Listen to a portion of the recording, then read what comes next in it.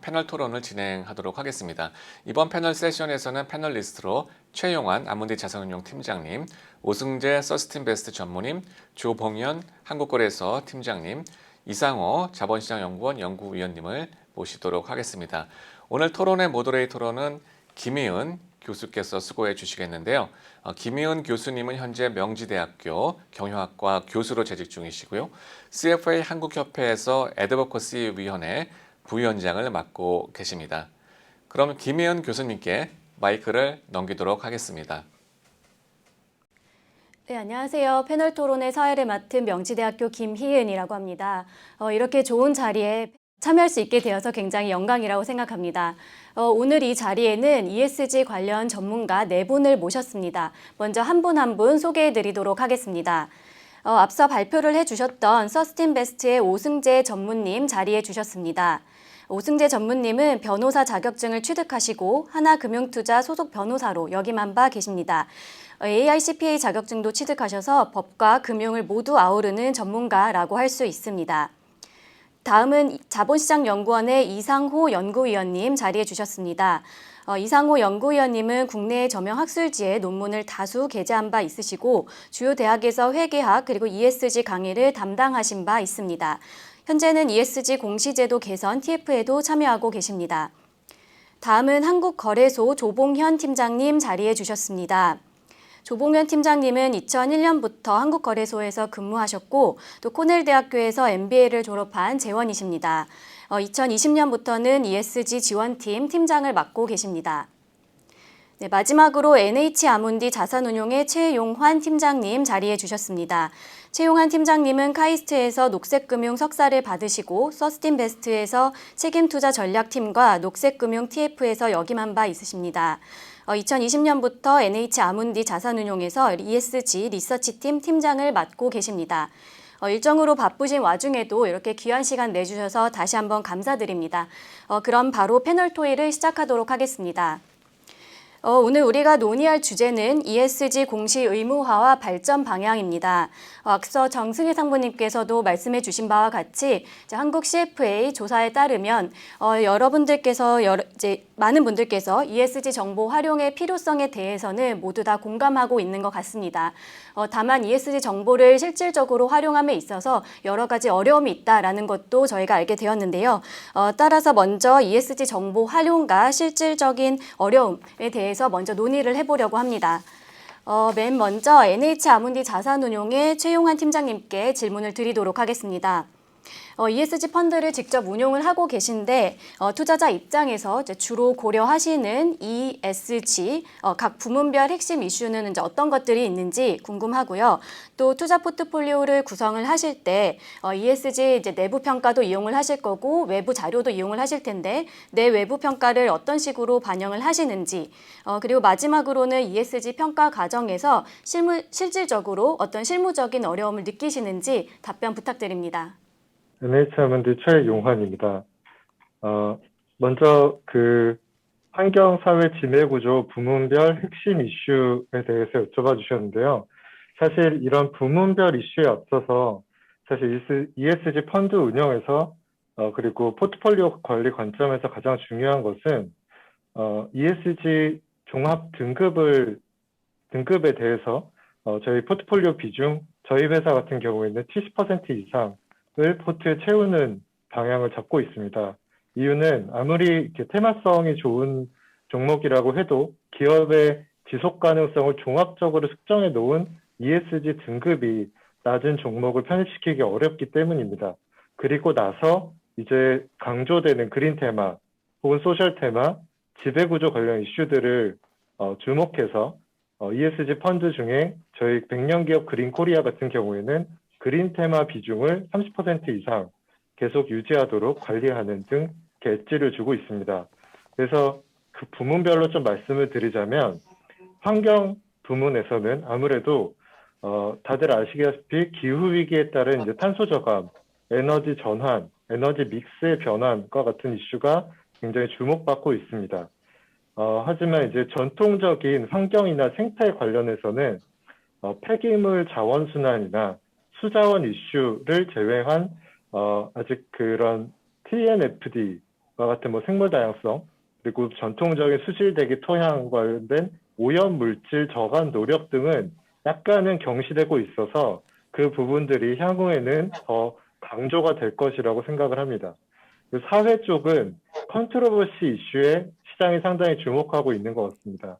올해 1월부터 시행된 중대재해처벌법, 그리고 근로자나 공급망을 어떻게 관리하는지, 추가적으로 사실 성다양성도 여성 사회이사 의무화 제도가 이제 도입되면서 굉장히 강조되고 있지만 마지막에 말씀드린 이 성다양성 부분이 사실은 이제 투자 판단의 중요한 기준이라고 했을 때 그 부분은 조금 아직은 부족한 상황이라 앞으로 이제 더욱 강조가 될 것으로 생각하고 있습니다. 그리고 마지막 지배구조 쪽은 아무래도 최근에 ESG 경영이 강화되고 경영권 분쟁이나 혹은 PE에 매각하거나 혹은 행동주의 펀드의 적극적인 주주 활동에 따라서 주주 환원 확대가 강조되고 있습니다. 특히 배당을 늘리고 자사주 소각 등을 하는 회사들이 늘어나고 있습니다. 이상 먼저 말씀드린 환경사회 부문별 핵심 이슈였고요. 그리고 저희 회사 같은 경우에는 ESG 평가 체계를 자체적으로 좀 보유를 하고 있습니다. 자체적인 ESG 평가 체계는 외부 평가를 70%, 내부 평가를 30% 반영하고 있습니다. 그 이유는 외부 평가 같은 경우에는 저희는 MSCI와 서스틴베스트 데이터를 주로 활용해서 국내외 상황을 고려해서 데이터를 활용하고 있는데요. 하진 그 외부 평가사의 경우에는 저도 서스틴베스트에 근무했지만 아무래도 객관적이고 검증된 데이터를 좀 이용을 하기 위해서 그 데이터를 좀 더 엄밀하게 쓰기 때문에 1, 2년 정도 데이터에 약간 레깅이 있고 백워드 루킹의 측면이 조금 있습니다. 하지만 이제 투자에 활용하기 위해서는 포워드 루킹 측면이 좀 강조가 돼야 되고 어쨌든 프로젝션을 하는 것이 목적이기 때문에 저희 같은 경우에는 저희 ES 리서치 팀에서 아까 말씀드린 그린 임팩트나 뭐 그린 테마, 소셜 임팩트 같은 부분에서 어떻게 평가를 해야 되는지 섹터 담당자들에게 가이드를 좀 드리고 그 해당 섹터 담당자가 직접 평가를 하고 있습니다.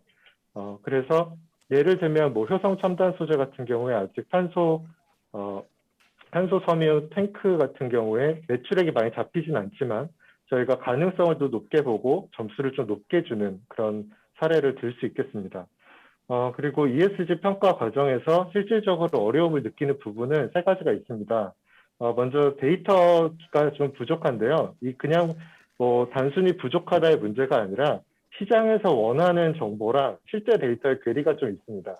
예를 들면 재작년부터 블랙락이 스콥3 수준의 그 탄소 배출량을 고려해서 투자를 하겠다라고 했지만 사실은 그 어느 나라에도 스콥3 데이터 인벤토리가 구축된 나라가 없습니다.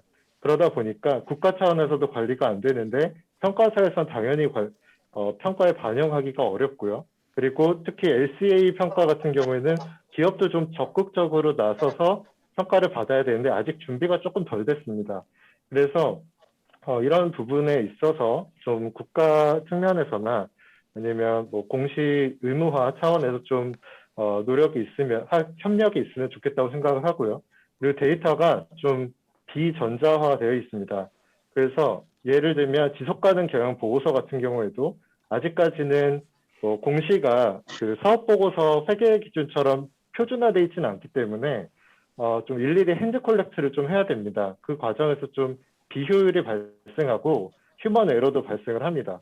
그러다 보니까 이 정보에 대한 좀 전에 정승혜 이사님이 말씀해 주셨듯이 조금의 그런 데이터의 신뢰성의 문제도 좀 생기고 있습니다. 그래서 결국에는 어떤 정보가 비재무적인 뭐 ESG 정보가 공시되고 그 공시 정보가 적극적으로 활용되기 위해서는 데이터의 전자화가 좀 필요합니다. 그리고 마지막으로 이제 피어 그룹을 설정하는 데 있어서도 굉장히 평가사마다 차이가 발생을 좀 하고요.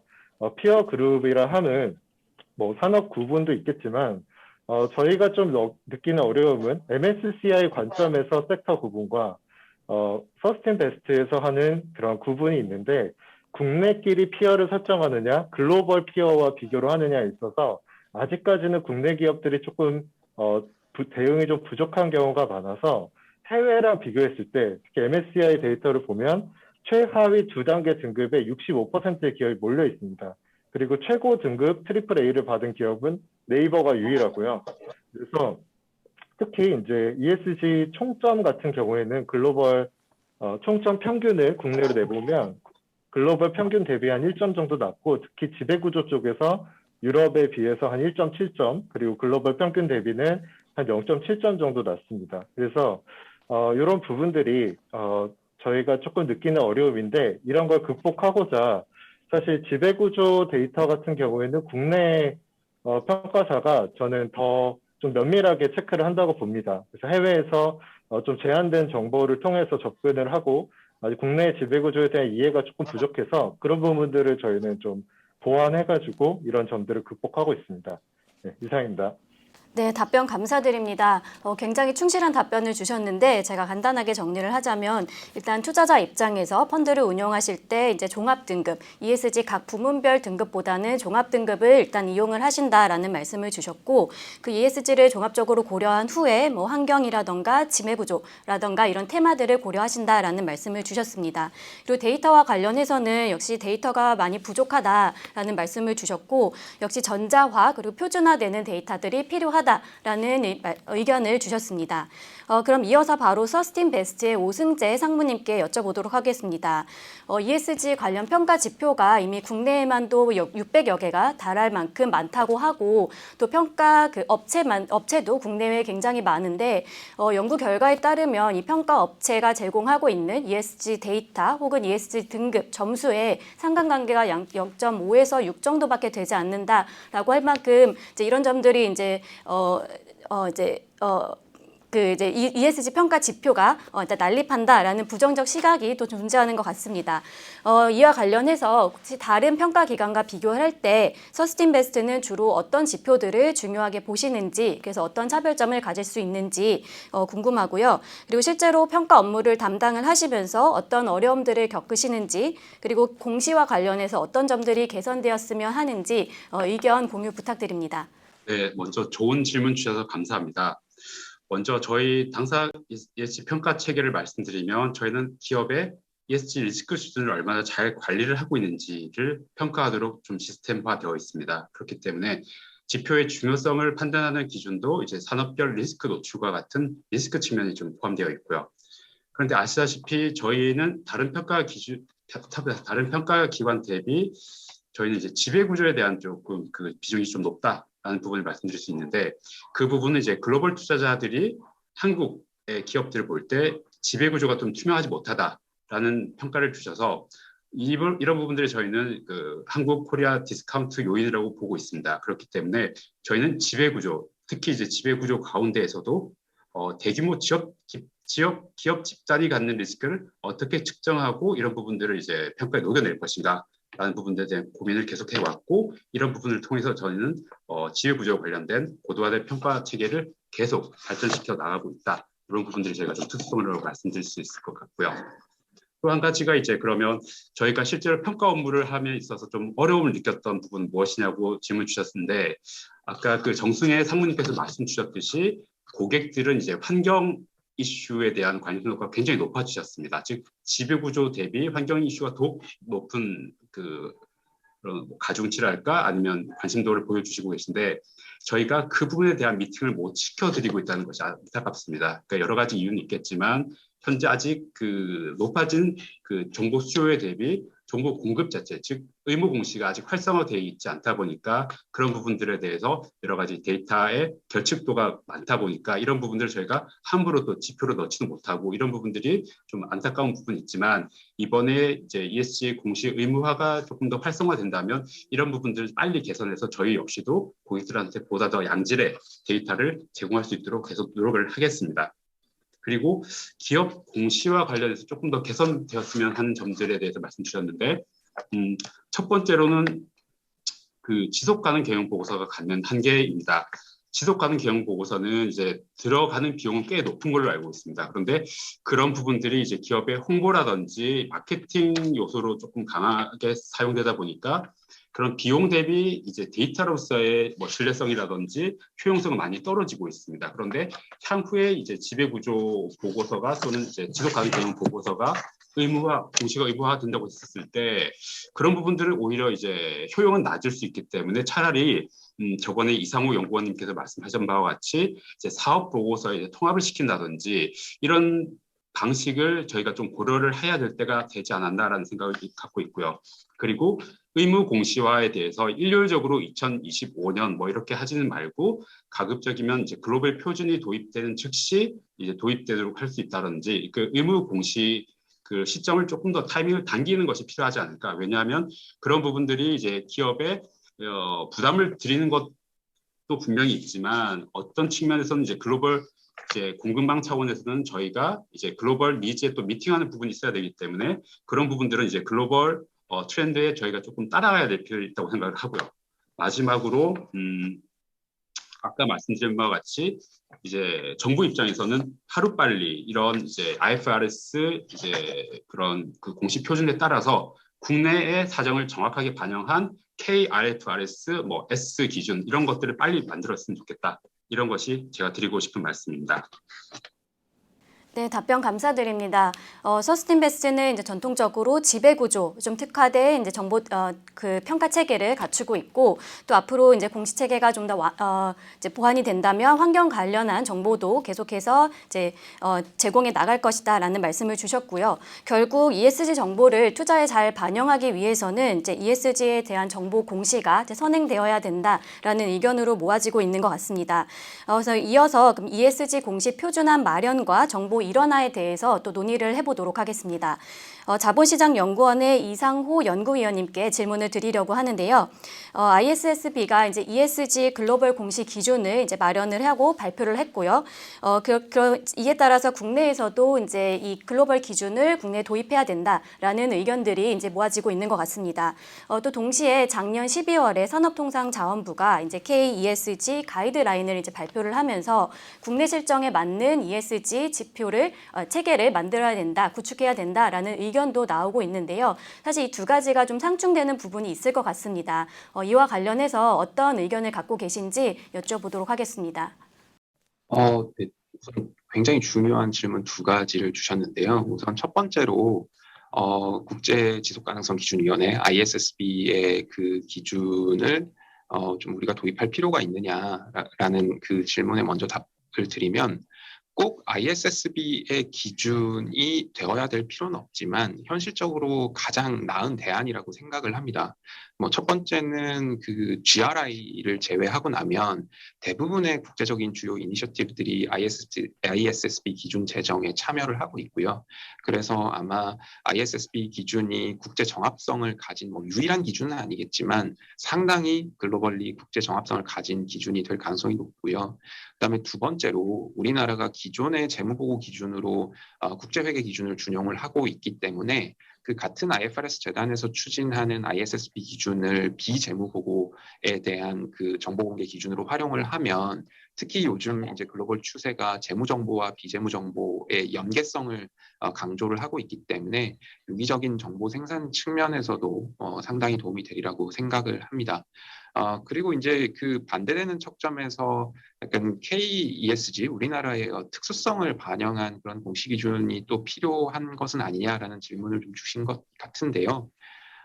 우리나라 산업 그리고 또 우리나라 기업의 특수성을 반영한 어떤 평가 기준을 마련하는 것은 굉장히 의미가 있다고 생각을 합니다. 특히 뭐 E나 S 측면의 그 기업 활동을 좀 촉진을 하게 하려면 사실 실질적으로 국가 차원의 정책적 지원이 없이는 사실 불가능하다라고 개인적으로 생각을 하거든요. 그래서 E 관련 텍소노미든 S 관련 텍소노미든 그 우리나라만의 분류 체계를 확립을 하고 또 어떤 국가적인 어떤 정책적 지원을 할 때 어떤 평가 측면의 그 KESG 기준은 필요하다라고 보고요. 다만 이것을 공식 기준으로 활용을 한다라고 한다면 그것은 조금 부적합할 수 있다라는 생각입니다. 왜냐하면 우리나라 기업들의 그 분포를 살펴보면 대부분이 이제 수출 중심이고 어떤 글로벌 공급망 내에서 어떤 중간재 생산을 많이 담당을 하기 때문에 그런 특성 등을 고려한다면 KESG 기준이 글로벌 공시 기준으로 자리매김을 할 수 있을 때는 관계가 없겠지만 그렇지 않다라고 한다면은 어떤 기업의 그 중복 공시로 인한 부담으로만 가중될 가능성이 있기 때문에 평가 기준 측면에서의 활용성을 검토하는 데는 좋다라고 생각을 하지만 공시 기준으로 활용을 하는 것에 대해서는 좀 부정적인 생각을 갖고 있습니다. 네, 답변 감사드립니다. 그러니까 재무 정보와 비재무 정보를 이제 보완하기 위해서 국제 회계 기준과 나란히 할 수 있는 ISSB의 글로벌 공시 체계를 우리가 받아들이는 것, 도입하는 것에 대해서는 굉장히 긍정적으로 평가를 하고 계신 것 같습니다. 그리고 우리나라의 분류 체계를 이제 우리나라 자체적으로 구축하는 거는 찬성하시지만 아무래도 KESG 공시 기준을 우리의 식으로 따로 만드는 거는 어떻게 보면 또 기업에 더 다른 부담감을 또 안겨줄 수 있다라는 의견도 주셨습니다. 그럼 다음으로는 한국거래소의 조봉현 팀장님께 여쭤보도록 하겠습니다. 최근 거래소에서 상장 기업의 ESG 관련 이 정보를 원스톱으로 조회할 수 있도록 ESG 포털을 오픈을 했는데 이렇게 일원화된 ESG 플랫폼이 존재한다라는 것 자체는 굉장히 긍정적이라고 생각을 합니다. ESG 포털에 대해서 간단하게 소개를 좀 해주시면 좋겠습니다. 예, 안녕하세요. 한국거래소 조봉현입니다. 예, 먼저 이 의미 있는 자리에 말씀할 수 있는 기회를 주셔서 감사합니다. 먼저 그 ESG 포털을, 그 ESG 정보 플랫폼이죠. 이걸 잘 모르시는 분들도 많으실 것 같아서 네이버나 다음 검색창에 ESG 포털이라고 치시거나 아니면 esg.krx.co.kr로 들어가시면 접속이 가능합니다. 지금 현재는 그 모바일 버전이 아직 개발이 안 돼 있어서 스마트폰으로 접속하시면 조금 모바일 환경에서 좀 안 맞게 나오는데 지금 그 향후에 개발하려고 하고 있고요. 그거 관련해서는 다시 말씀을 드리겠습니다. 먼저 ESG 그 온라인 플랫폼 ESG 포털을 저희들이 구축하게 된 배경은 25년까지 지속 가능 경영 보고서가 자율공시 기간인데요. 그 자율공시를 확산하기 위해서는 기업 간 ESG 정보에 대한 비교 가능성을 제고할 필요가 있고 또 자율적인 정보 공개를 활성화하기 위한 방안의 하나로 추진되었습니다. 그 상장 기업의 ESG 정보를 종합적으로 그리고 원스톱으로 제공하기 위함이 주 목적입니다. ESG 포털은 주로 상장 기업에 공시하는 지속 가능 경영 보고서, 그다음에 지배구조 보고서를 중심으로 상장 기업의 ESG 평가 등급 그리고 기타 ESG 통계 자료나 규제 동향 자료를 제공하고 있습니다. 일단은 그 국내 첫 공공 ESG 플랫폼이라는데 의미를 부여할 수 있을 것 같습니다. 기존에는 그 정보 이용자 측면에서는 정보가 유형별로 그리고 기관별로 산재되어 있어서 정보 소스 파악이나 접근에 있어서 어려움이 있었고요. 또 상장 기업의 ESG 정보를 종합적이고 직관적으로 취득할 수 있는 채널이 없었습니다. 기관 투자자 이외에 일반 투자자들의 경우에는 또 ESG 정보에서 소외되어서 정보 격차가 심화되는 양상이 나타났었고요. 또 정보 제공자 측면에서는 정보 제공에 소극적이고 또 ESG 정보 공개를 기업 홍보의 일환으로 인식하였고 평가 등급 관련해서 정보 공개에서도 소극적 부분이 있었습니다. 기존의 이러한 전반적인 문제들을 해결하거나 최소화하기 위한 것이 공공 ESG 플랫폼, ESG 포털의 역할이고요. 이제 플랫폼이 만들어졌으니 현 단계에서는 다소 부족해 보이는 부분이 분명히 있고요. 이런 부분은 점진적으로 플랫폼의 기능과 컨텐츠를 확충하면서 업그레이드해 나갈 예정입니다. 올 3월에 저희가 상장기업, 기관 투자자, 그다음 유관기관 등을 대상으로 콘텐츠 확충에 대한 수요 조사를 실시했고 그 결과를 반영하여 지금 업그레이드를 진행하고 있습니다. 올 가을 정도에 이제 업그레이드 버전을 접하실 수 있을 겁니다. 그 업그레이드 관련돼서 간단히 소개드리면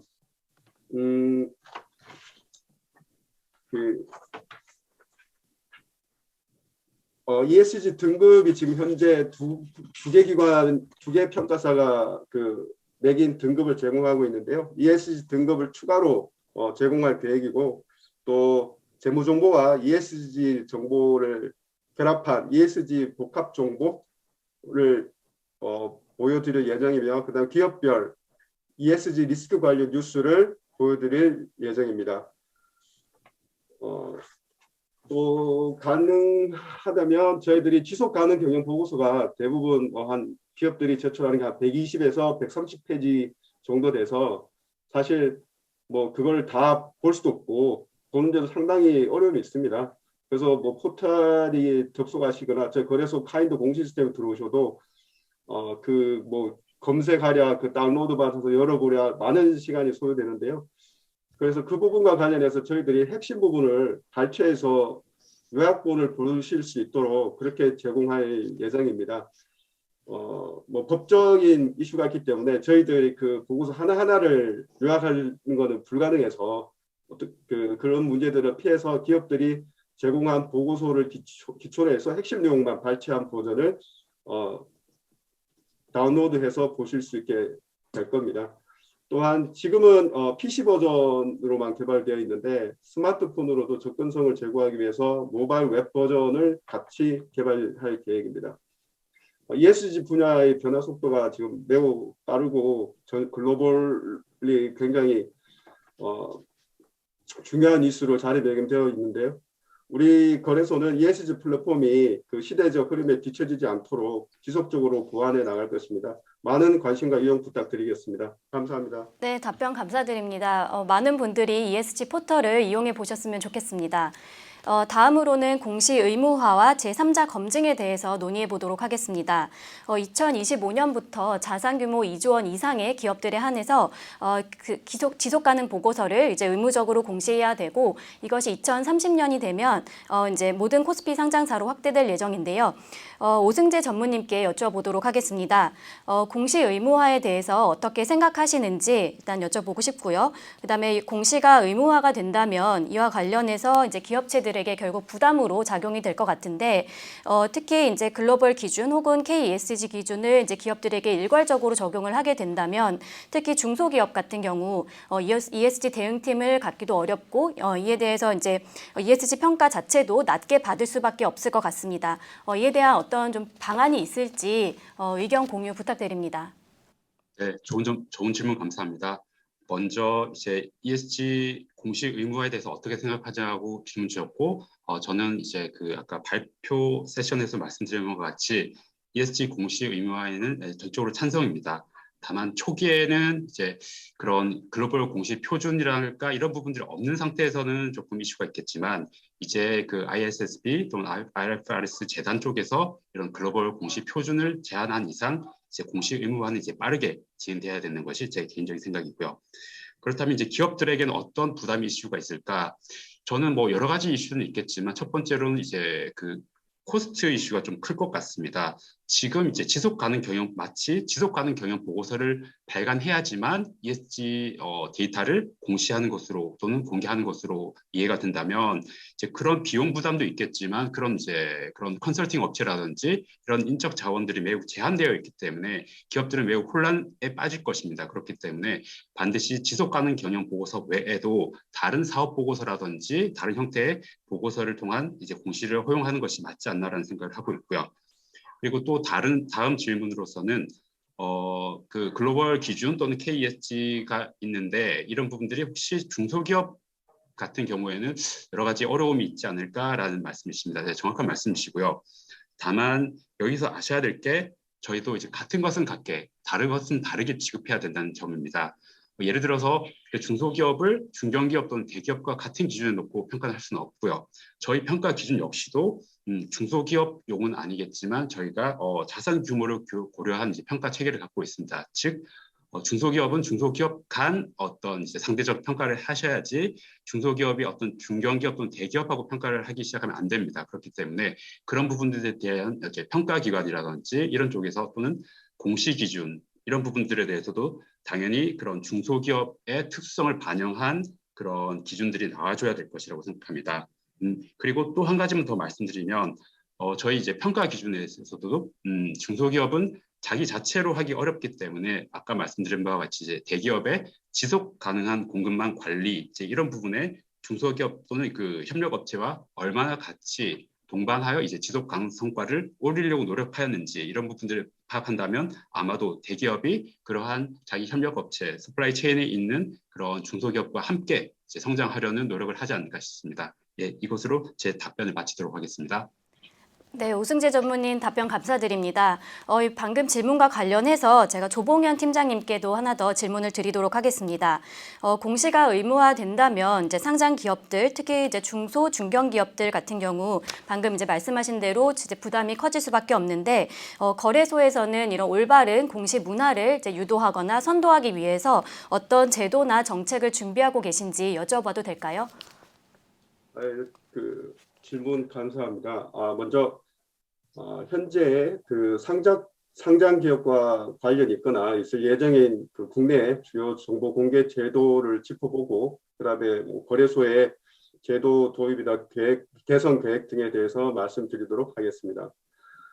주요 정보 공개 제도로는 앞서서 이미 다뤄졌을 수 있는데 지속 가능 경영 보고서 공시가 있고요. 그다음에 지배구조 보고서 공시, 그다음에 환경정보 공개제도, 그다음에 녹색 분류 체계 등이 아마 그 상장 기업과 이제 중요하게 관련되어 있는데요. 이 중에서 지속 가능 경영 보고서 공시와 지배구조 보고서 공시가 거래소 소관이므로 이에 한해서 제가 말씀을 드리고요. 그리고 거래소는 금융당국의 정책 기반을 지원하고 또 제도를 운영하는 기관이므로 그것을 전제하고 말씀을 드리겠습니다. ESG 관련 정보 공개가 제도화되면서 중소기업이 대기업보다는 부담이 큰 게 사실인데요. 그나마 아직 다행히 국내는 코스피 상장사에만 적용되기 때문에 코스닥 상장 기업들은 부담이 없습니다. 또 코스피 상장사 중에서도 상대적으로 기업 규모가 작은 기업은 부담이 더 있을 텐데요. 제도 적용 시기를 차등화하는 것 이외에는 의무 요건 자체를 완화하는 것은 현재로서는 고려되지 않는 걸로 알고 있습니다. EU나 미국 등 주요 해외 사례를 보더라도 기업 규모에 따라서 적용 시기 차이는 있지만 요건 자체를 유의하게 차이를 두지는 않습니다. 최근에 발표된 미국 SEC의 기후 관련 공시 요건만 봐도 기업 규모에 따라서 적용 공시하는 그 시기만 차등화를 하고 있고요. 물론 스코프 3나 이런 부분에 있어서는 달리 하고 있지만 일단 기본적으로는 같이 적용을 합니다. 시기 이외에는. 그러므로 우리 기업들도 단계적 의무화 기간을 고려하여 ESG 정보 공개 체계를 갖추는 게 중요합니다. 정보 공개는 또 평가하고는 조금 다르겠죠. 평가는 물론 중소기업의 여건이나 이런 게 가만히 돼야 되겠지만 정보 공개는 조금 다른 측면에서 접근할 필요가 있고요. 지속 가능 경영 보고서의 경우는 25년부터 의무 공시인데 아직 의무 공시 대상 및 단계별 일정이 구체화되어 있지는 않습니다. 21년 1월 금융위가 단계적 의무화 발표 당시에 예시로 자산총액 2조 원 이상 기업이라고 했지만 아직 확정화되지는 않았습니다. 저희 거래소는 해외 동향이라든지 국내 실정 등을 고려해가지고 기업의 부담이 덜 되는 방향으로 공시 의무화 일정이 확정될 수 있도록 금융당국과 논의해 가겠습니다. 이와 관련해 저희 거래소는 상장기업이 ESG 정보 공개를 지원하기 위해 ESG 정보 공개 가이던스를 좀 더 내실화하고 공고지표의 국제 정합성을 제고하는 방향으로 개편할 예정입니다. 작년 21년 1월에 ESG 정보 공개 활성화를 위한 지속 가능 경영 보고서 자율화 공시 확대 및 단계적 의무화 계획이 발표되면서 저희 거래소도 ESG 정보 공개 가이던스를 발표했습니다. 그 가이던스 내에 21개 공고 지표를 제시하였고요. 이 공고 지표가 당시에는 도입할 때는 ESG가 한 1년여 전밖에 안 됐지만 지금만큼 이렇게 핫한 이슈까지는 아니었습니다. 지금 굉장히 빨리 변화하고 있는데요. 그 시기에는 저희들이 판단해서 핵심적이고 공통적인 글로벌 기준들 중에서 핵심적인 공통적인 기준으로 생각해서 제시를 했는데 지금 시점에서 보면은 조금 적용하기 곤란하거나 너무 국내에 국한되거나 또 좀 시대의 흐름에 안 맞는 그런 공고 지표들이 있는 걸로 보여서 저희들이 그걸 전면 개편하려고 하고요. 개편 방향은 그 ISSB의 정보 공개 표준화와 또 EU의 그 e플래그가 제시 예정인 정보 공개 기준 10월에 그 EU 쪽에서 CSRD를 통과를 목표로 해서 하게 되면은 관련 정보 공개 기준을 제시되는 걸로 알고 있는데요. 그거까지 감안하고 그리고 최근 3월 21일 발표한 미국의 기후 관련 정보 공개 기준까지 종합적으로 고려해서 할 예정이고요. 그리고 녹색 분류 체계 관련 정보 공개도 선반영한 지표를 고려할 예정입니다. 그 녹색 분류 체계 관련해서는 아직 뭐 구체적인 정보 공개 관련 구체적인 논의는 없는 상황입니다. 국내에. 그러나 제가 파악하기로는 이게 이제 자율적 지침이고 69개 경제 활동으로 구성되는데 EU 텍사노미와 굉장히 유사합니다. 그래서 공시사항으로는 뭐 녹색 분류 체계를 충족하는 활동에 따른 매출액, 손익, 자본적 지출 운영 비용 등이 이제 상장 기업에 적용될 수 있고요.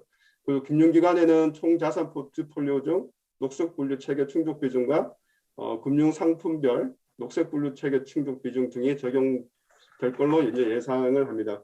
물론 적용 시기는 아직 구체적으로 나온 게 없고 중장기적으로 상장 기업의 녹색 분류 체계 정보 공개 방안이 검토될 걸로 이제 알고 있습니다.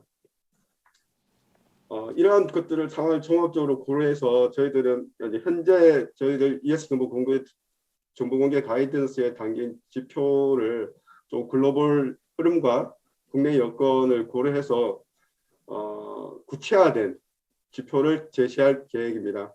발표 시기는 금년 4분기 빠르면 4분기에 하게 될 것 같고요.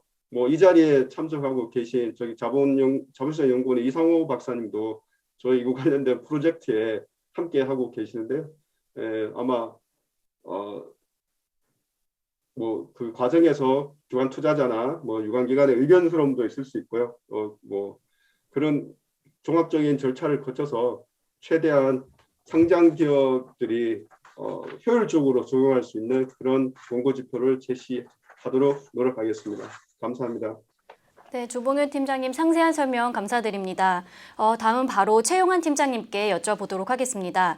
직접적으로 ESG 데이터를 활용하시는 투자자 입장에서 반드시 공개가 되어야 하는 중요 정보는 어떤 것들이 있는지, 그리고 그 중요 정보가 공시에 반영되게 하려면 이제 어떻게 하면 좋을지에 대한 의견 공유 부탁드립니다.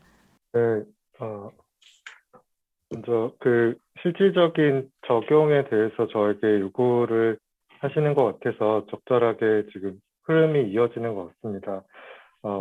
말씀을 드리자면 사실 중요 정보라 함은 참 어렵습니다. 어려운 이유는 지속 가능 경영 보고서를 보신 분은 아시겠지만 해당 기업이 산업별 그 해당 기업의 상황 그리고 시기에 따라서 매년 이 지속 가능 테마를 한 20개 정도 뽑고 그 테마들의 중요성을 먼저 선정해서 중요한 테마부터 설명하는 그런 과정을 지속가능 경영보고서에서 기술을 하고 있습니다. 따라서 매년 바뀌고 기업별로 바뀌고 산업별로 다릅니다. 해서 이런 내용을 제가 뭐 한 가지 제안드리자면 매년 이제 ESG 정보 가이던스를 KRX에서 이제 잘 작성을 해주시고 이것들을 기업들이 좀 참고를 하고 있기 때문에 이때 그 산업별 주요 테마가 무엇인지를 좀 설명해 주시면 좋을 것 같습니다. 그 기업들이 낸 지속가능 경영 보고서를 종합적으로 좀 모아서 알려주시면 좋을 것 같고요. 그리고 목표 달성 수준이 반드시 체크돼야 됩니다. 그래서 선언적으로 그린워싱을 하는 경우가 굉장히 많고 본인들이 설정한 목표를 계속해서 수정해 나가는 경우가 상당히 많고 이 트래킹이 잘 안 됩니다. 사실 통합 보고서를 내고 있는 일부 기업들은 그 GRI 기준에 따라서 목표에 대한 달성 수준을 이제 공시하기도 하는데요. 그냥 일반적인 기업 지속 가능 경영 보고서를 쓸 때 이것이 빠져 있는 경우가 굉장히 많아서 반드시 체크를 해야 된다고 생각을 합니다. 그리고 아까 말씀드렸지만 환경 쪽에서는 이제 스콥3나 기후 리스크 이런 것들이 데이터가 좀 포함이 꼭 돼야 되는 과정을 지금 저희가 거치고 있는데 다만 이때 기후 리스크 측정이나 스콥3에 대한 가정이 좀 다를 겁니다. 그래서 그 가정에 대해서 면밀하게 작성이 돼야 되고요. IPCC 66% 시나리오에 따라서 뭐 일기가톤당 뭐 몇 도가 올라간다든지 뭐 이런 것들이 잘 면밀하게 작성이 돼야 된다고 생각하고요. 그리고 지배구조 관련해서는 이제 기업 지배구조 보고서 가이드라인이 이제 개정이 올해 3월에 되었는데 금융위원회에서 1조 원 이상으로 뭐 기업도 확대를 지금 하는 시기고 그 물적 분할 쪼개기 상장했을 때 회사 주주 보호 정책 같은 것도 기술할 수 있고 내부 거래나 승계 정책 관련된 부분도 설명을 요구한 부분은 굉장히 긍정적이라고 생각합니다. 여기에 덧붙여서 IR 활동의 적극성 이런 부분들이 좀 포함이 됐으면 좋겠습니다. 2,000개가 넘는 코스피 코스닥 상장사 중에 IR 활동을 승계 등의 이유로 좀 적극적으로 안 하는 회사들이 생각보다 꽤 많습니다. 상장만 시켜놓고 그 주주들에게 정보를 심지어 사업 활동에 대한 정보도 제대로 제공하지 않는 기업이 많기 때문에 이런 게 좀 필요하다고 생각하고요. 그리고 적극적 주주 활동을 최근에는 많이 받을 겁니다. 저희 회사를 포함한 많은 회사들이 주주 서한을 보내거나 혹은 경영진과 면담을 통해서 회사에 좀 해결했으면 좋겠는 문제를 대화를 통해서 진행을 하고 있는데 이걸 대응한 내역들을 좀 공시를 하면 좋을 것 같습니다. 그래야 시장에서 해당 회사에 대한 문제점에 대한 공감대를 좀 형성하고 해결해 나갈 수 있을 것 같습니다. 그리고 지속 가능 경영 보고서랑 기업 지배구조 보고서가 향후에는 좀 통합됐으면 좋겠습니다. 1년에 한 번 정도 사실은 사업 보고서를 1년에 한 번 정해진 시기에 대해서 종합적으로 공시를 하듯이 ESG 지속 가능에 대한 부분도 한꺼번에 공시가 1회 의무적으로 됐으면 좋겠습니다. 그리고 일단은 마지막으로 이제 주요 정보라 하면 컨트로버시 정보입니다. 컨트로버시 정보는 사실 평가사나 저희도 포함해서 공정위나 금융위의 행정처분을 받거나 사법기관 판결에서 위반 사항이 지적된 부분들을 굉장히 반영을 많이 합니다. 그거를 히스토리컬리 확인할 수 있도록 주요 내용에 대해서 기술을 하고 그리고 또 중요한 것은 이 위반 사항에 대해서 얼마나 그 중요한 사항인지를 가늠할 수 있도록 단순히 뭐 몇 억을 받았다, 몇 년형을 받았다에 그치지 않고 그것이 해당 그 사법 판결이나 행정 처분에 카테고리에 있어서 얼마나 중요한지를 좀 같이 설명을 해줘야 될 것 같습니다. 예를 들면 뭐 현대중공업이 하도급 위반 관련해서 200억 원, 뭐 100억 원 정도 징계를 받았는데 이게 수백 건의 과징금이나 위반 내역이 포함돼서 그러니까 처벌을 받은 것이라면 그런 것들을 사람들이 느낄 수 있도록 해야 될 것 같습니다. 그리고 마지막으로 이제 공시 정보를 이런 중요한 내용들에 대해서 어떻게 반영해야 되느냐 했을 때 기업 부담에 대한 부분을 많이 말씀해주고 계십니다. 그래서 저도 공감을 충분히 하고요. 근데 사실 의문은 드는 것이 사업 보고서는 돈을 내고 비용과 인력을 들여서 회계 재무팀에서 작성하고 내 외부 감사인에게 확인받는 과정을 엄청난 비용을 들여서 하고 있습니다. 그런데 지속가능 경영 보고서는 왜 비용을 들이는 것이 부담이 되는 것인지에 대해서 한번 생각해 볼 필요가 있을 것 같습니다. 그래서 물론 이제 처음의 형태는 지속가능 경영 보고서가 작성하기에 전문가도 부족하고 비용도 많이 들어서 부담스럽다면 뭐 홈페이지에 공시하거나 혹은 KRX에서 제시하는 간단한 공시 꼭지를 채워나가는 형태가 되면 좋을 것 같고요. 그리고 이걸 작성할 때 기업 담당자들의 피로도를 굉장히 줄여야 되는데요. 최근에 제가 알기로는 환경부에서 이제 환경정보공개제도도 말씀해 주셨고 그리고 지속가능 경영보고서 작성 시 그리고 공시 그리고 저희 같은 투자자들도 같은 내용을 반복적으로 요구를 합니다. 그래서 해당 관련된 그 IR이나 그런 지속가능 담당자 분들께서 굉장한 피로도를 호소를 하시기 때문에 가능하시다면 이제 한국거래소에서 환경부나 공정이나 금융이 관련된 그런 제재기관들과 규제기관들과 함께 협업해서 어느 정도 기본 데이터는 그냥 끌어올 수 있게 하는 그런 협업이 조금 필요하실 것 같습니다. 그러면은 공시 담당자 굳이 올리지 않아도 기본적으로 저 데이터를 다 예를 들면 KRX의 그 ESG 홈페이지라든지 뭐 이런 곳을 끌어오게 되면은 한 곳에서 다 확인할 수 있는 포털이 형성되기 때문에 그런 포털을 좀 만드는 것도 방법일 것 같습니다. 그리고 마지막으로 이제 이렇게 모으진 정보를 제가 말씀드린 정량 데이터 말고도 뭐 정성적인 부분도 있고 지속가능 경영 보고서가 있으면 그 작성된 지속가능 경영 보고서를 블룸버그나 로이터나 뭐 국내 FM 가이드, 연합인포맥스 등 이런 데이터화시키는 데이터 정보 처리하는 그런 업체와 함께 그리고 KRX가 협업해서 어떻게 하면 좀 전산화가 쉽게 이루어질 수 있는 지속가능 경영 보고서 형태가 있을지에 대해서 좀 고민을 나누시면 좋을 것 같습니다. 이상입니다. 네, 감사합니다. 실무적으로 참고할 만한 좋은 의견들을 많이 주셨습니다. 다시 한번 감사드립니다. 이상호 연구위원님께 여쭤보고 싶은데요. 아직 지속가능 보고서 자체에 제3자 검증이나 어떤 감사가 없기 때문에 이에 대해서 그린워싱 혹은 ESG 워싱에 대한 문제가 또 제기되기도 합니다. 만약 지속가능 보고서를 검증을 해야 된다면 이 검증의 주체는 누가 되어야 한다고 생각을 하십니까? 우선 뭐 검증의 주체는 꼭 누가 되어야 한다라는 뭐 그런 법칙은 없다라고 생각을 하고요.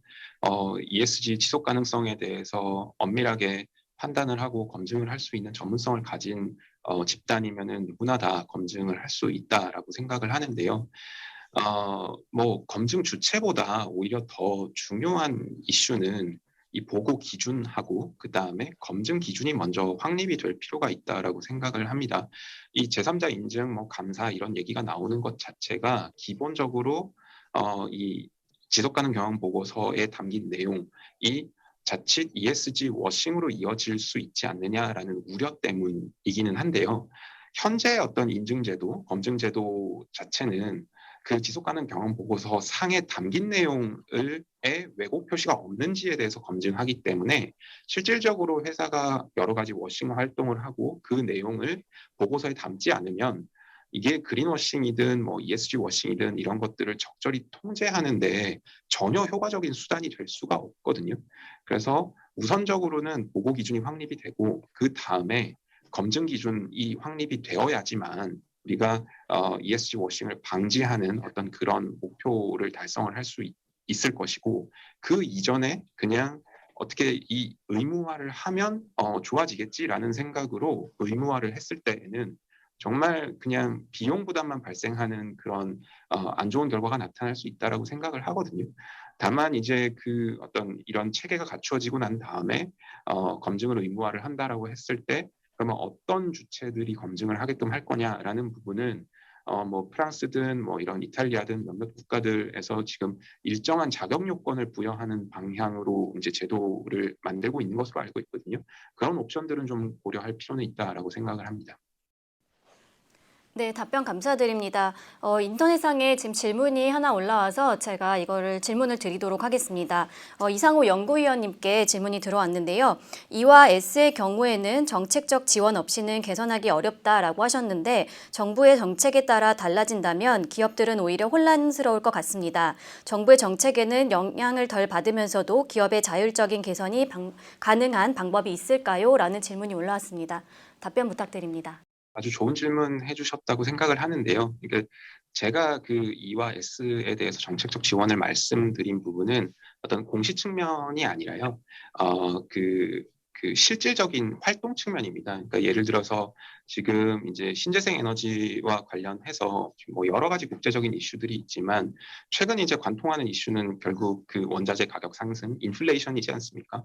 그래서 에너지 가격이 너무 많이 상승을 하고 있기 때문에 그것이 이제 한전에도 재무 구조에도 굉장히 안 좋은 영향을 미치고 있고 이런 상황에서 이제 S&P 가격을 뭐 통제를 한다든지 뭐 이렇게 됐을 때 결국에는 그런 정책들이 신재생 에너지를 어떤 성장 산업으로 투자를 하고 있는 회사들 입장에서는 수익성에 이제 직격탄을 맞을 수 있는 것이거든요. 그래서 어떤 것이 합리적인지에 대한 뭐 사회적인 논의가 있어야 될 것이고 그리고 얼마만큼 에너지 믹스를 구성을 하는 것이 전체적인 우리나라 그 주식회사 대한민국 관점에서 이 성장과 또 그 이 환경에 대한 고려 이런 것들의 효율적인 지점인지에 대한 논의가 필요하고 이 분야에 대해서 그런 정책적인 지원이 없이는 절대로 이 산업이 성장을 할 수 없는 그런 한계점들이 현재 단계에서는 명확하게 보이거든요. 그 다음에 소셜 측면에서도 사실 어떠한 활동이 소셜 측면의 활동이다라는 그런 분류 체계가 확립이 되어 있지 않으면 사실 지금 현재 지속가능 경영 보고서에 많은 회사들이 사회적인 활동이라고 공시를 하고 있는 것들이 어떻게 보면 그냥 배분의 문제입니다. 그러니까 이익의 파이는 정해져 있고 이것을 주주에게 배당을 했으면 주주의 환원, 그 다음에 정부에 세금을 냈으면 정부의 또 환원, 그리고 사실 그 공급망 기업들한테 어떠한 지원을 했으면 뭐 그거에 공급망에 대한 지원, 결국 내가 이익을 본 것은 한정이 되어 있는데 그것을 어떻게 배분했느냐에 따라서 그것들을 모두 이제 사회적 성과로 어떻게 보면 얘기를 하고 있는 그런 부분들도 있기 때문에 정확하게 어떠한 사회적 활동이 진정한 사회적 활동인지에 대한 분류 체계가 필요하고 그런 것들을 좀 적극적으로 권장을 하기 위해서는 그런 부분에 대해서도 이제 정부의 지원이 필요하다라는 그런 의미에서 말씀을 드린 것이고요. 그러니까 그렇게 E와 S 측면에서 기업들이 정말로 이렇게 활동을 할 수 있는 그런 경제적인 유인 이런 것들이 생기게 된다면 사실 공시는 따라오는 것이라고 생각을 하거든요. 기업들은 기본적으로 자기가 잘한 부분에 있어서는 어떠한 규제 없이도 자발적으로 공시할 유인이 크기 때문에 그런 측면에서 좀 말씀을 드린 것으로 이해해 주시면 감사하겠습니다. 네, 답변 감사합니다. 마지막으로 토론을 마무리하는 차원에서 이제 효과적인 ESG 정보 공시 의무화 방안에 대해서 이제 마지막으로 한 1분 정도씩 한 말씀씩 부탁드릴게요. 먼저 오승재 전무님, 네, 부탁드립니다. 네, 알겠습니다.